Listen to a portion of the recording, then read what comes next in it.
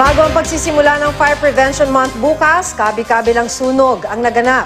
Ayon sa Bureau of Fire Protection, problema sa linya ng kuryente ang nangungunang sanhi ng mga insidente ng sunog. Makibalita tayo kay Steve Dailisan. Tumagal ng 10 oras ang grass fire sa Barangay Cofradia, Malolos City, Bulacan. Sa kapal ng usok, pinalikas ang mga residente sa karatig barangay. Ayon sa kapitan ng barangay, may mga bata umanong nagsiga sa damuhan kaya nagkasunog. Halos 3 hektaryang lupain ang naapektuhan. Wala namang napaulat na nasaktan sa insidente. Mahigit 1 hektaryang taniman ng kawayan naman ang natupok sa Bangged Abra. Mabilis na kumalat ang apoy at muntik pang madamay ang isang kalapit na bahay. Kumalat pa ang sunog sa kalapit na damuhan at sakahan.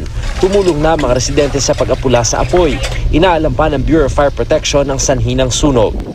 Sa Caloocan City naman, 9 na bahay ang nasunog kaninang madaling araw. Sumiklab ang apoy sa ikalawang palapag ng isang apartment. Ayon sa BFP, mabilisan na itong napula kung nakapasok agad ang kanilang fire truck at walang mga nakaparadang sasakyan sa magkabilang gilid ng kalsada. Aabot sa 4 na milyong piso ang halaga ng nasunog na ari-arian. Wala namang naitalang masugatan. Iniimbestigahan pa ang sanhi ng sunog. Bukas na magsisimula ang Fire Prevention Month, kaya naman ang BFP, todo handa na para mas mapaigting ang kampanya kontra sunog. Sa Malabon, hindi lang mga bumbero ang tampok sa kakaibang pagbibigay kaalaman tungkol sa Fire Prevention Month, kundi pati mga hayop. Mahigit 100 bumbero ang nagtipon-tipon sa Malabon Zoo kasama ang mascot na si Berong Bumbero. Ang ating inaagapan ay ang maapula sunog at maisalba ang buhay ng mga tao, pati na rin po ang kanilang mga alagang hayop. Sa tala ng BFP, problema sa linya ng kuryente ang madalas na pangunahing sanhi ng sunog. Madalas din daw maganap ang mga sunog sa mga highly congested area, lalo na sa mga lugar na may informal settlers.